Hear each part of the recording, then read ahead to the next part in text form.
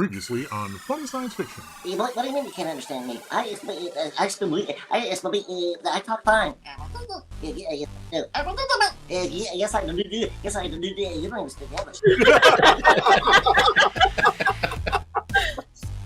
Hi, I'm Amber Hollinger, and you're listening to Funny Science Fiction Podcast. The podcast that makes you wish the Terminator could come back in time to kill the internet, not Sarah Connor. Now, our guest today is a Peabody winner. She's an Emmy and an Annie-nominated director and storyboard artist for film and television shows. And she's also the host of one of the coolest podcasts that I've come around lately. It's called Film Fight. So I'm very happy to welcome to the show today, Amber Hollinger. Welcome, Amber. Oh, thank you, Tim and Kathleen and Schmoopy for podcast love. Definitely. Having so much fun with Podcasters have to stick together. Absolutely. You know, honestly, I've really been enjoying your Preach. your latest couple episodes of Film Fight. In particular, the last one, I was listening to it yesterday. Is one of the last episodes as I was getting ready for this, about the episode about Armageddon versus Deep Impact, and I laughed quite a bit. You guys seem to be having a really good time on the show, and it's amazing to me, not just because Deep Impact does suck. But it's also was funny to me because I have yet to stay awake for a single playing of Armageddon. I have seriously fallen asleep in that movie 3 separate times. I cannot stay awake to it. It's honestly, it's sleepy time tea for Timmy every single time. Have you seen in its entirety in different pockets? Have you seen the whole thing or no?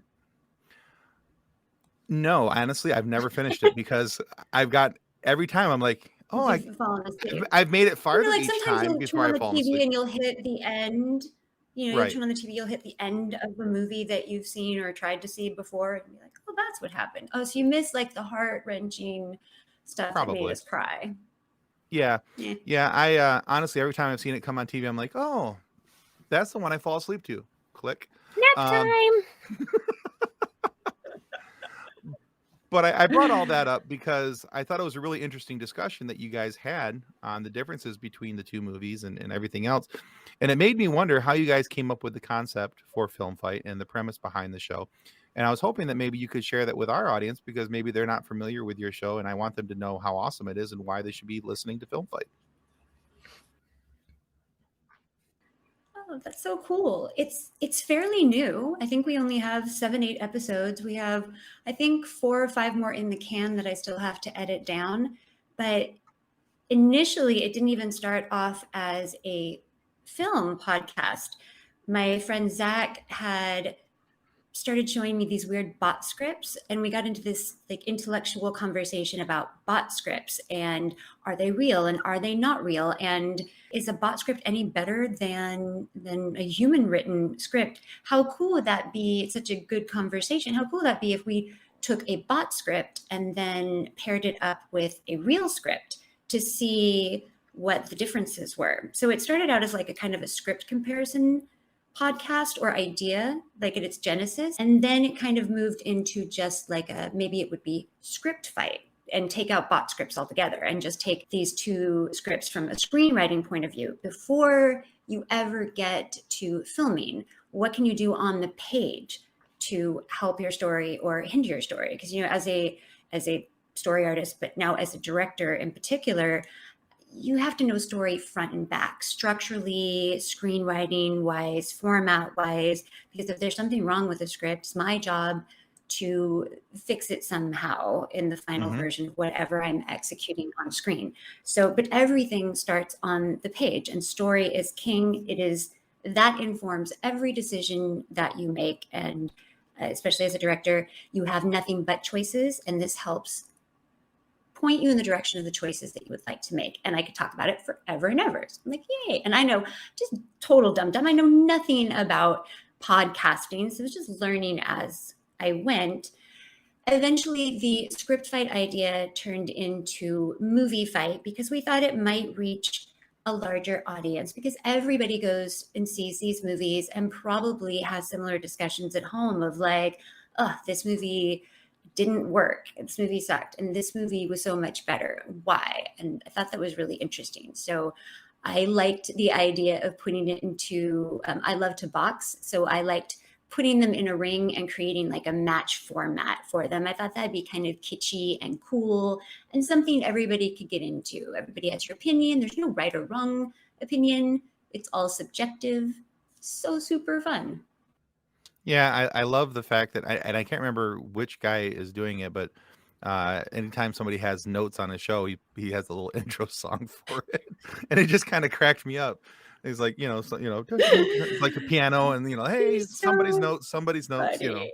yeah, that amused So me you'll greatly. see, since it's such a fledgling process, and the four of us, you'll see we're good friends off the air, and you'll see our personality more and more as we're getting comfortable figuring out and talking about these things. The next record it's Steve Walter who does the Steve Notes and Jim's Metacritic review song and the film fight. Right. He has a new song this next one, and we might have like Zach's a segment for Zach's douche-meter, whether he would hang out with the director or not. Sounds fantastic. I love it. I honestly, I have very much enjoyed it, and I look forward to future episodes. It's a good listen. Oh, thanks so much. I've enjoyed listening to a couple of your guys' podcasts. You guys were not on my radar until as of late, and you're so fun. Oh, thank you. We try. I'm definitely adding Film Fight to my list. So Amber, I was not as familiar with who you were until we booked the interview, but I'm very excited to get to know you. Very excited to get to talk to you today. But my first thing that I was thinking about when we were preparing for the episode was that we often think of art and animation, and depending on when a person was primarily entertained by the cartoons will determine what style they picture and the technology behind that. So those who are 90s kids like me have that vision of 90s cartoons. Other people have other visions of animation. So how much has the changing technology affected your role in the art and storyboarding from when you worked on Timon and Pumbaa and Hey Arnold, now through working on Onyx Equinox and Housebroken? Technology as far as process has changed, but storytelling and the role that I play in bringing a project to fruition is very much the same, because my job is shot selection, pacing, scene transition, camera work, acting, staging, all that stuff, completely the same. So most of my influence come from live action. I like to take things that I'm seeing done in film in live action and try to translate and put my spin on it in an animated space. There's no I love all kind of styles, and there's a different process for thinking about making a CGI film versus a 2D animation, but it always starts kind of like the story always starts on the page. The actual cartoon always starts in a storyboard program where it's either a program or drawings pinned up on a wall, and it's still, what are our beats of the story? What's the purpose behind the scene? What do we want our audience to feel? And how is the best way to communicate that? That's really cool. It's really cool. I because I'm not in animation, I can barely draw a straight line. But I never thought about using live action as your influence for animation. But that makes a lot of sense, since you're trying to make your animation look real. I'm talking in circles. It's more about delivering a feeling to you. And my job as a director is to make sure that you're feeling what I want you to feel. And if I do my job correctly, I'm going to be able to manipulate you into that. So when people think of an animation director, they really think about us just animating, and directors in animation do the same job as directors in live action, except we also have to be able to draw everything out. So like a live action director will be on set with a camera. I am the camera. So anything that I see, I basically just have to draw down for other people as a blueprint of, this is what I see. This is my vision. You're going to follow my blueprint, because I'm going to give you shot, shot, shot. So it's kind of the same principles. Yeah. That's really cool. I never knew that. I mean, I guess I always had the Nobody animation knows what I director do. is Like that- my parents still don't know what I do. Like seriously, everybody, like nobody knows what people do in animation. When I did storyboards, nobody knew what that was and what I did. It's the same thing. but I'm sure they still support you. Absolutely. They love it. They're like, she works for Disney. Yeah, my mom she does podcasts. Okay. What do they talk about? My mom on the podcast, Stuff. she's always, parents have opinions. It's so funny. She doesn't like it when I curse on the podcast. Oh, of course not. No. I get that. Moms are like that. They're like that.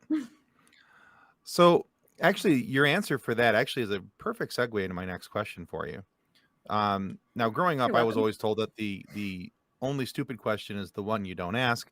But based on your last answer, this may not apply to this question. So now on IMDb, I see that you have listed as credits in both the art department credits and animation department credits.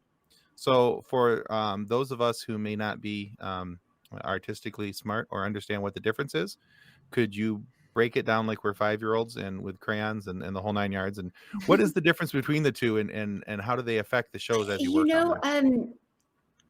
This would be something that I would also like to know, because IMDb has a weird way of classification that is not intuitive to me. So sometimes a company will input that information into the system. Sometimes you as the creative are responsible for getting your credits in there so people can see what you've done. But I don't know why it will filter some of my positions into one category versus a different category. I wish I had a better answer, but if anybody out there knows, hit us up, send us an email, because I'd love to know. IMDb people, give us a holla. Yeah, I was curious about that. I was looking at him Sorry. going, yeah, no, it's fine. No, I Yeah, think me that's too. actually I'm like, I think it's kind of nice to know that you don't know the difference. It's not just us. Yeah, because I sit there looking well, at it like, I think in general, I think it's hard for them to, and maybe this is subjective, this is maybe just an opinion. I think it's hard for them to categorize what we do in animation versus live action. So perhaps many of the people structuring that template at IMDb are more familiar with live action. So when you think of an art department on a feature on a live action film, it's props and sets and things happening in the background, costuming and wardrobing, things like that, maybe even set location. How do you define that in animation? We have our own vocabulary for that, but maybe they don't have it translated on IMDb. That's my best guess, is they don't know how to put something in the art department for animation because it's all art. Right. That actually makes a lot of sense, though.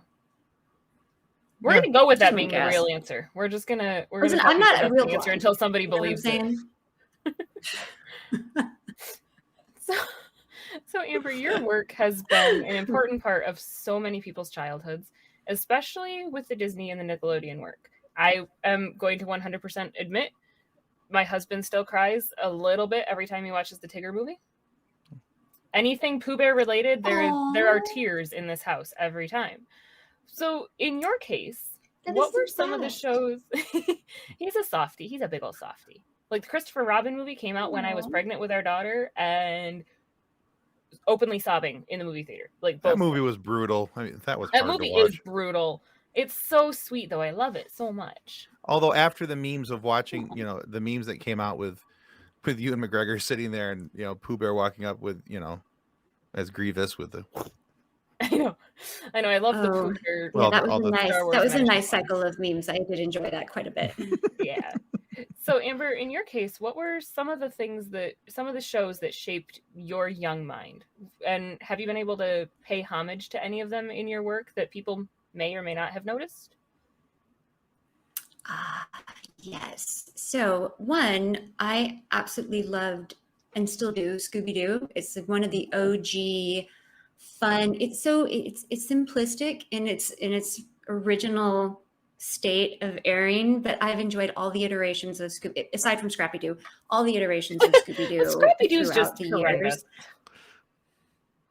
It's just awful. It was a mistake, but mistakes are made. It's fine. You can correct that going forward. They did a riff on it in one of the live action movies, playing into hanging a lantern on to how much people hated Scrappy-Doo, which is awesome.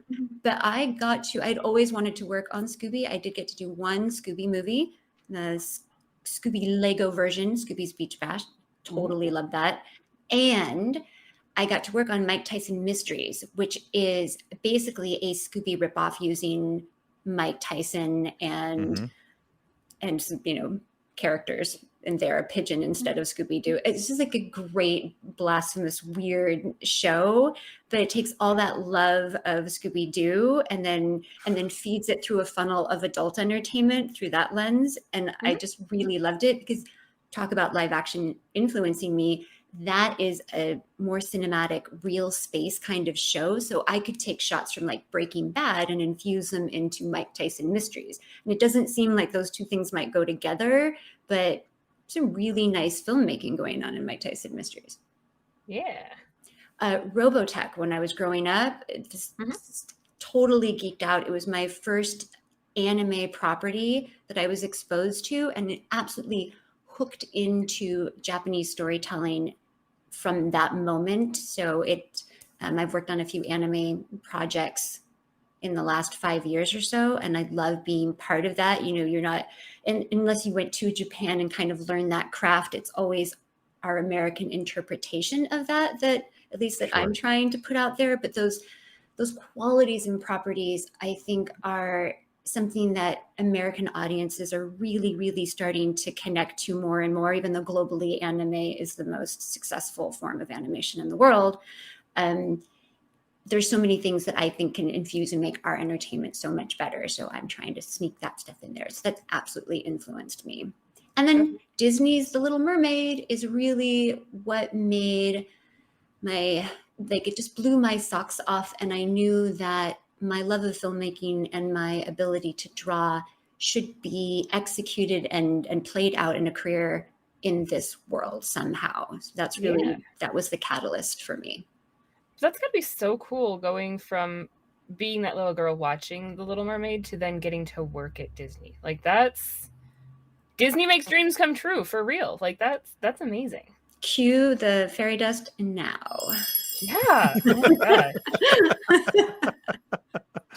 Oh, that's cool though. I one of the things I like when we talk to people about what their influences are and things is when you see those influences and how it's tracked them through their life and what they've done and how they've moved forward and doing that. So it's cool to know that that as you were growing up, these were the things that were influencing you, and now that they're still influencing you, but you're doing it as part of that community, and you're a part of that world. See what I did there? Good job. Well played. I like it. Tin rallies. It took me a while, but I got it in there. All right. Saving up, you're working in there. I love it. Well, I think a good filmmaker has constant sources to pull from and is getting inspiration all the time. Right? Sure. Every experience, going, visiting a different city or a different country or reading a book, everything is going to start to trickle in somehow after it's kind of swirled around in your head and sat there for a minute. It's going to come out somewhere creatively, which is why I like to read and why I like to go new places and do new things. It somehow always pays back into something that I output creatively. That's really cool. All right. I like that. All right. So was it about 2 months ago? We had a fellow by the name of Josh Pruett on the show. Was it? Josh! Yeah, I don't remember when that was. It was about maybe 2.5 months. I remember I was sitting in my mom's closet for that. Yes, you were. Yes, you were. Oh, man. Well, I am not going to compare to Josh. He's so wicked smart, wicked talent, wicked funny. That was how do I follow him up? Well, you already are. You're doing great. So we really enjoyed having him on. And one of the things that he talked about was a show that both of you worked on, which was Onyx Equinox.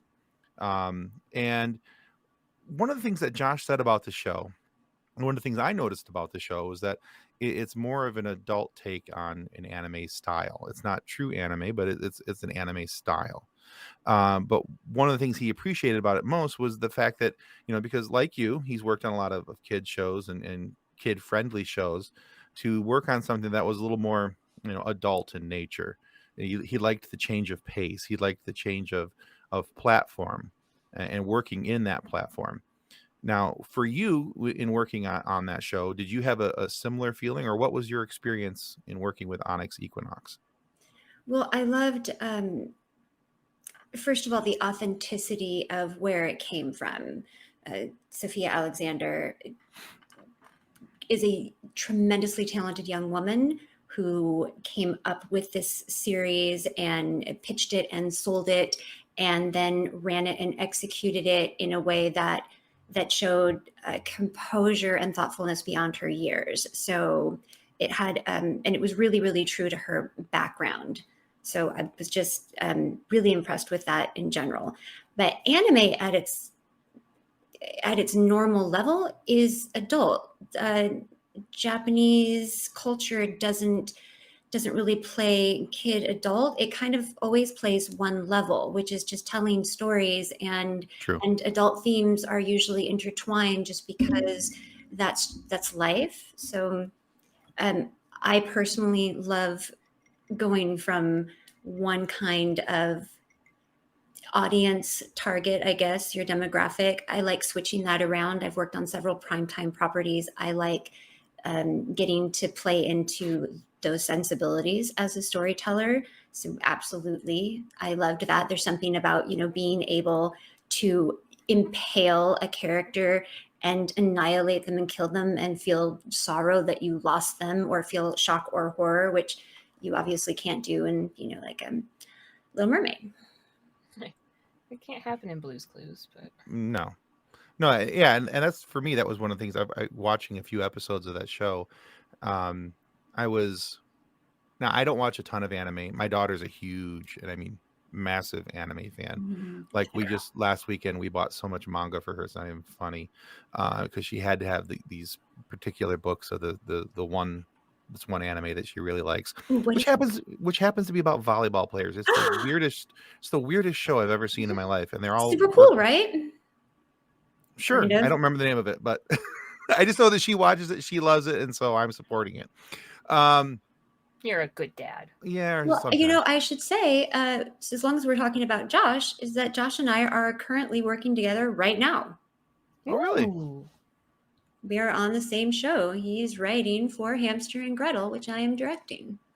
That's right. Yeah. I'm so excited about Hamster and Gretel. Yeah, we've had an opportunity to talk with Dan Povenmire as well on the show here, and Dan talked about that show. That was my coming very up. first podcast episode. That was her rookie episode. Treat. It was amazing. He's a juggernaut. Like, I don't even know if you could call it, like, what do you call him? He's like an octa threat, because he's just not one thing. It's so it's so intimidating and annoying at the same time to have somebody that, because sometimes it's just that creative all the time. Artists are so insecure anyway, and as a general species that we are, but there are moments where you do something and all of a sudden you're really proud of it, and you start to feel yourself a little bit like, I might be good. And then someone like him comes along who writes storyboards, directs, composes, plays instruments,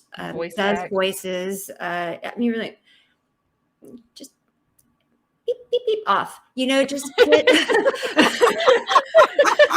Just just don't even look at me. Like, just stop being so amazing so I can shine. I mean, is that so hard?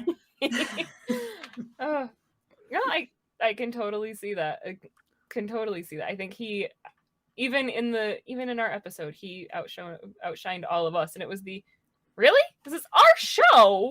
Yeah, he wasn't even trying. He was you're just Dan Povenmire, being Dan. so it's okay. But because of that, I can tell you, I had other directing offers on the table at the time that the opportunity came to work on Hamster and Gretel, and as much as I had respected and was tempted by those other offers, hands down, getting the opportunity to work with Dan on this show was just, it was a no-brainer because I knew that it was going to be the kind of show that I would want to see. Everything he does is fun and smart and layered in a way that's really unexpected and brings out the best in my storytelling. So I thought it was a nice pairing. And so far, kicking butt.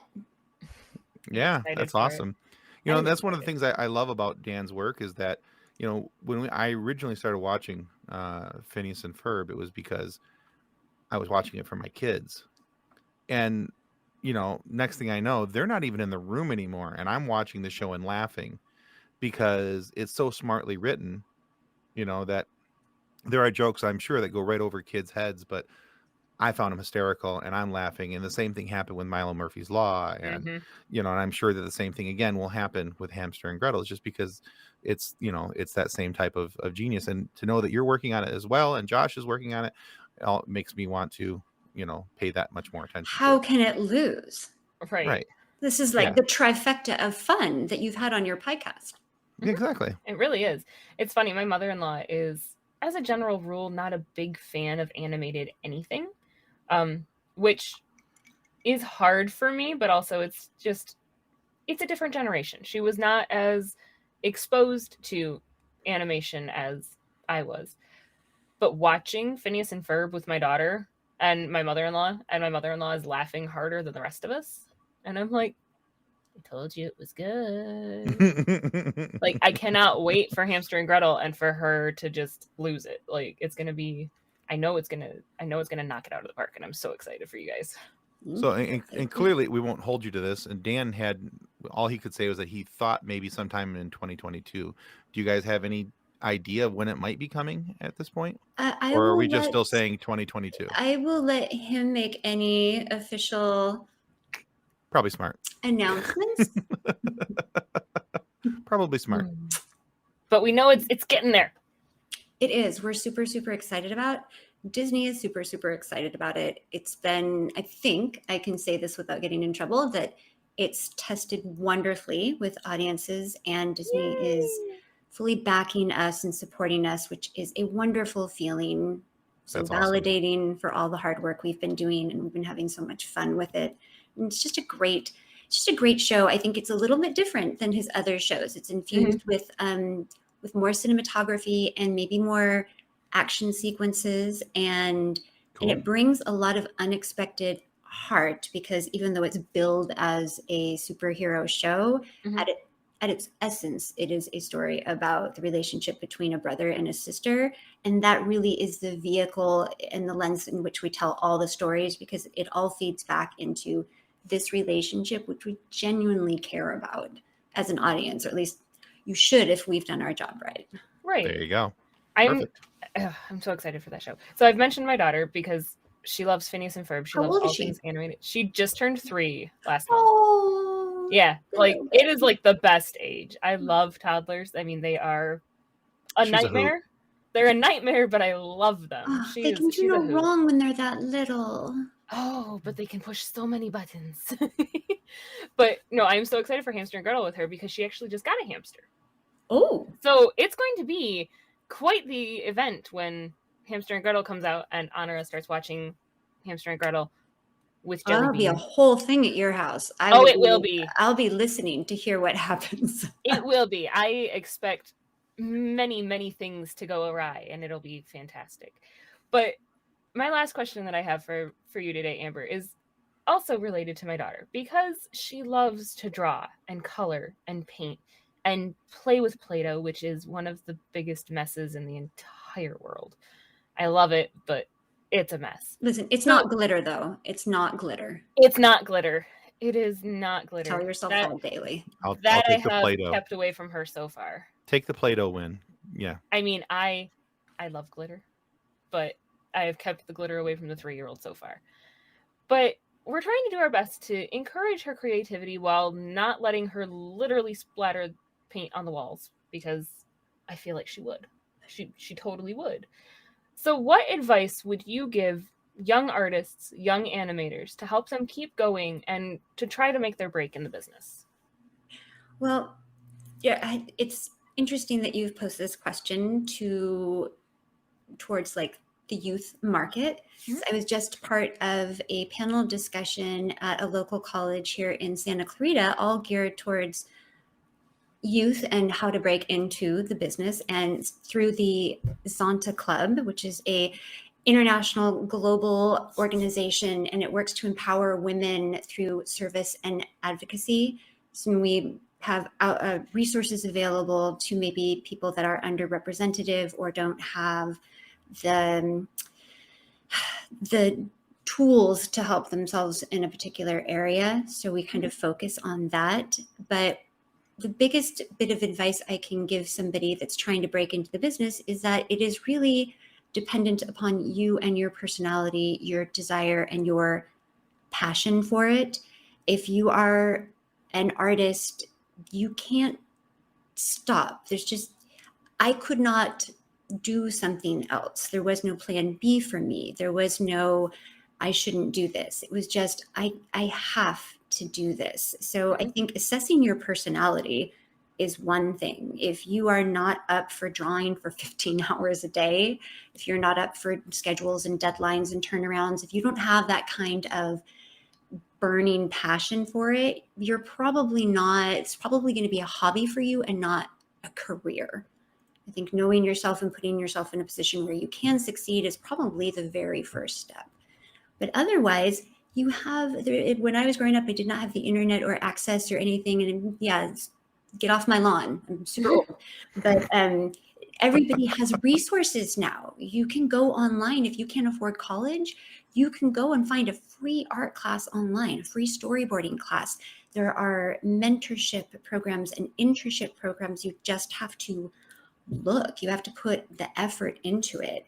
If you're drawing, what do they say? Like you say, you have to have 10,000 hours of something to be great at it. That's no lie. You'll have to work hard at it, and it should also be fun. You should take joy in it while you're doing it. But my biggest thing is just do it. If you're a filmmaker, you couldn't stop me from going out with my iPhone and making film. If you're an artist, you couldn't stop me from drawing and doodling on my notebooks in class. That actually makes a lot of sense. Kendall should have a phenomenal career in art then. She doodles all the time. She's actually really good at it. She doesn't think she is, but I think she is. That girl and her notebooks, though. She's got a future ahead of her, Tim. I think so. Shoot her our way. You might have some connections in there. There you go. Yeah.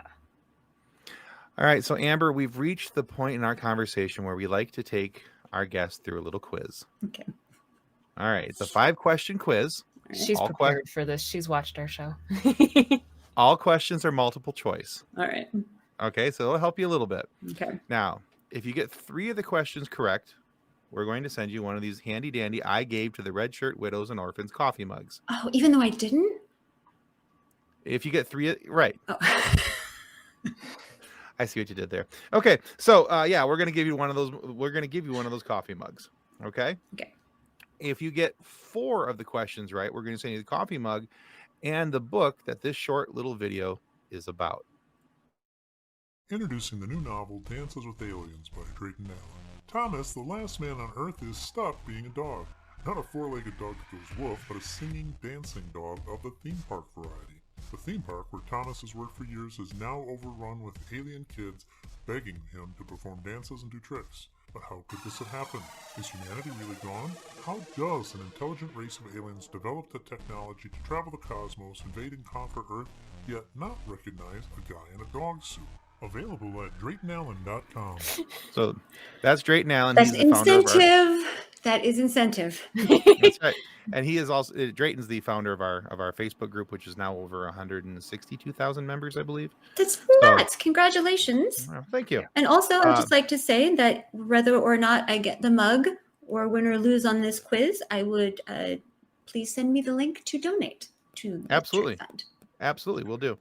But if you like, we'll even talk Drayton into sending you this book. This is the book that started it all.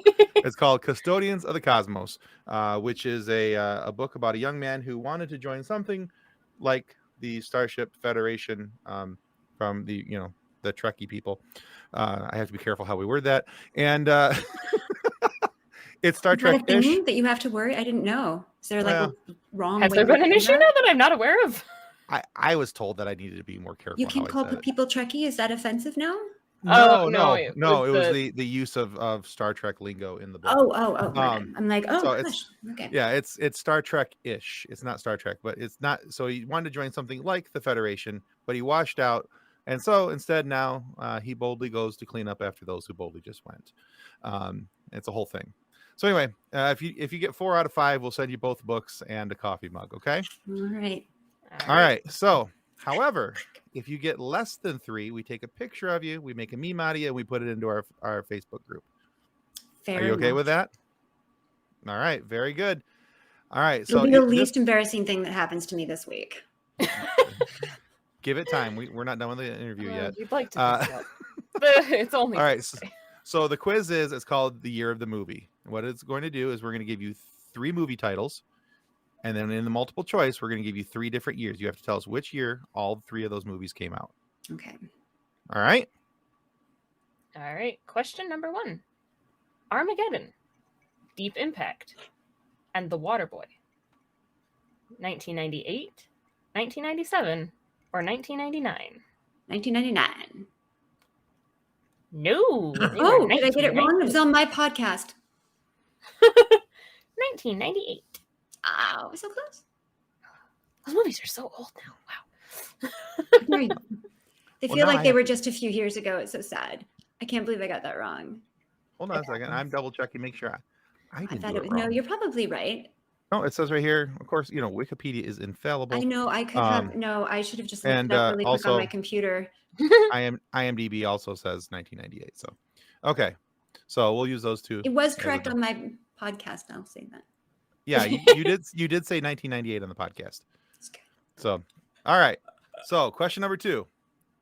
Risky Business, Superman 3, Return of the Jedi. Was it 1985, 1982, or 1983? I'm gonna say 82. Rule of 3, rule of 3, rule of 3. There's 3. It's the magic number. 93. Yes, 1983. Good job. All right. You got one right. All right. We got 1. Question 3. Oh, that's so sad. All right. Star Trek, the motion picture. All of them wrong. James Bond, Moonraker, and Alien. Is it 1977? Wow, I'm tired. 1980 or 1979? First Alien? Yeah. Yes. Okay, it had to be in the 80s then. So I guess the only one that was 1980. Like, this is the worst. I'm the worst. Yeah. No. You are going to make a beautiful It's the meme. weakest. Like, you could have gone pop culture. Years of movies. It's like my kryptonite. This is like legit kryptonite. I think we figured that out. Yeah, this is those awful, movies which is are all right. fine. I mean, because I love trivia, even though I'm crap at it. So I love hearing all these answers. I just wish I was more good at it. So those movies came out in 1979. Oh man, So close. All right. So we're 1 for I'm 2. Goose egg. All right. You got. All right. Question 4. Knight's Tale, Lord of the Rings, The Fellowship of the Ring, Oh man, and Pearl Harbor. Did they come out in 2005, 2001, or 2003? oh. I'm just gonna be like, I know you're trying to give me like 2001, but is it? If you have to give me the answer, is it? That was 2001. You got it. You Okay. got it right. That's just crazy. That's just crazy. Like we legit, like I clean swept in the zeros there, which is cool, which is totally cool. You've got one more. We'll see if you can get this So one right. Oh, or you not. God. got This you've is got crazy. 2 correct. You're 2 and 2. Oh, We So won't help you this time. you have to. Inceptions. Is the last question Inception. what is my name? Because I think we would even struggle there due to our previous conversation. Unfortunately, no, it is not. It's a movie question. All right. All right. Question 5. Inception, Grown Ups, and Iron Man 1. Is it 2010, 2012, or 2009? 12? Nope. 2010. It's all right. You will be an absolutely beautiful meme, and you are in good company in the meme world next to Dan Povenmire. Dan's got a meme. I think Dan actually, on his interview, if I recall, he actually legit got a couple right, whereas there was none. These like we may not have helped him as much. no, he just like legit got a couple right, but All right, I've got a few pictures of you. We'll use one of those to make a meme, and don't worry, it'll be funny and get Josh to write the meme. Done. We'll do it. I'll mess. I was just talking with Josh the other day, so that won't be a problem. So I will. We're working on getting him back on one of the shows to have a Doctor Who episode with him because cool. he's a big Doctor Whovian. I did not know that about Josh. Yeah, huge Doctor Who fan. That's why his Twitter handle is Zombie TARDIS. No, that makes sense. I'm not on Twitter. Well, see, there you go. All right. So Amber, thank you so much for being on our show with us today. I know that it's been painful, but you did it. You survived. So where can our listeners go to find more about you and what you're doing now? I am on Facebook and LinkedIn, and you can find me on IMDb. You just want to do like again, people, we have resources. You have Google, you just Google my name, and you'll probably get a whole bunch of BS coming up. It's gonna be my podcast Film Fight, which the master mother platform is Podbean, but you can find it where you enjoy all your favorite podcasts. And Housebroken season 1 just wrapped up, but I'm sure you'll be seeing some reruns on Fox. Mm-hmm. First season of Stillwater episodes are still being released, so we just released a new set maybe last month, just a couple weeks ago. So all new episodes out there. Such a beautiful, lovely property that the 3 people that have Apple TV are digging so much.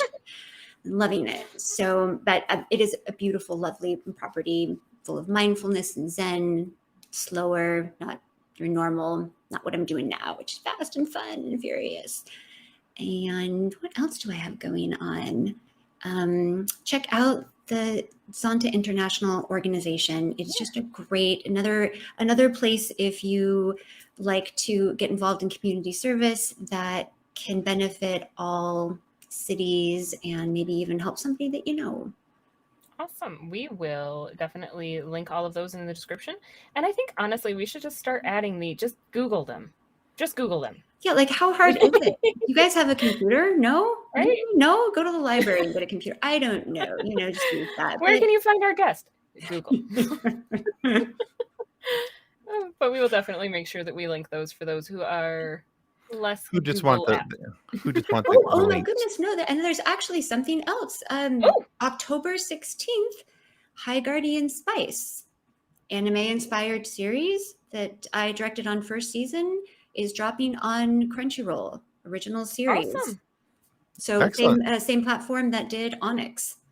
Oh, okay, cool. So cool. So that's dropping, that's coming out. So this might be the first time ever I will have 3 different series that I've directed airing at the same time or overlapping in some way, which is really cool and exciting. Just a lot going on. And then of course, Hamster and Gretel coming your way super soon. Super soon. We like super soon. All right. So I want to remind everybody that subscribing is the single most important thing that you can do to ensure that we get more amazing guests like Amber Hollinger here to have these great conversations with and phony moments for you to be able to listen to. So please subscribe. It's going to help more than you know. And be sure to check out Amber's work as well. You're really going to enjoy. Why are you laughing? Because my brain heard phony, not funny. And that just made it make more sense on some level. I may have said funny wrong. Yeah, I don't know. Entirely a possibility. You may have said it wrong. I may have just heard it wrong. Who knows? At this point, who knows? All bets are off. If you're not happy with the content of our show, all you have to do is contact the head of our complaint department, Honey from the animated series Housebroken. She and the rest of her furry friends take this job very seriously. Well, right after they handle each other's mental stability issues and they're done being emotional support animals for each other. But right after that, Honey will see to it that the person or persons responsible for the lack of maximum effort will get a good licking. And we mean an actual licking because they're mostly dogs and cats, and I'm sure they've been trained not to bite. So their options are limited for them. So give them time. It'll get handled. Thank you so much, Amber. Thank you, guys. Thank you. This has been a lot of fun. All right, guys. I'm like waving goodbye, like, oh, goodbye. Because there are people watching us. It's okay. Good night, folks. All right, that's our show. Bye, guys. Our show is brought to you by our charity sponsor, the Red Shirt Widows and Orphans Fund, which supports the Wish Upon a Teen Foundation that helps out sick kids when they need it most. And just imagine the comfort you'll give Red Shirt crewman number 14. He'll know that when he puts on the red shirt and chooses to fight alongside the warriors of Onyx Equinox, only to get run through with swords, he'll know that he didn't leave his family destitute and without hope, because the Red Shirt Widows and Orphans Fund has his back, and the rest of his communicator. And speaking of sponsors and show partners, check out this short video from our good friends over at Level Up Lightsabers.